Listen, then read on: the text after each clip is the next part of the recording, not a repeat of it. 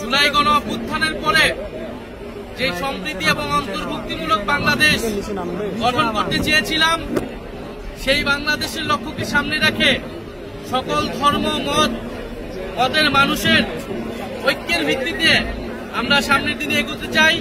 জাতীয় নাগরিক পার্টি সেই জন্য কাজ করে যাচ্ছে।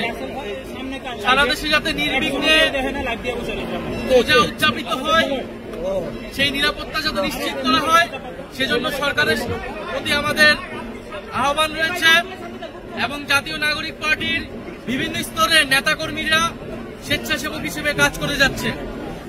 আমরা সনাতন ধর্মাবলম্বী ভাই ও বোনদেরকে শুভেচ্ছা জানাই এবং যে অন্তর্ভুক্তিমূলক বাংলাদেশ গঠন করতে চাই, সেই বাংলাদেশে তাদের সমান মর্যাদা এবং সমান অধিকার নিশ্চিত হয়, সেই জন্য জাতীয় নাগরিক পার্টি কাজ করে যাবে। আমরা আজকে এখানে এসেছি সনাতন ধর্মাবলম্বীদের নানান দাবি দেওয়ার কথাও আমরা শুনেছি।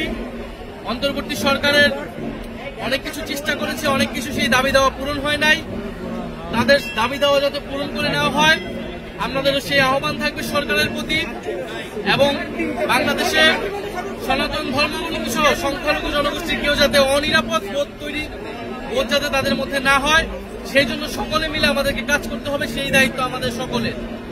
এবং জাতীয় নাগরিক পার্টি আগামী নির্বাচন এবং প্রার্থী নির্বাচনে অবশ্যই সকল ধর্মের এবং সম্প্রদায়ের অংশগ্রহণ নিশ্চিত করবে। আমাদের নির্বাচনী ইস্তিহারেও আমরা যাতে সকল নাগরিকের সমান মর্যাদা, সকল সম্প্রদায়ের সমান অধিকার এবং মর্যাদা নিশ্চিত হয়, সেই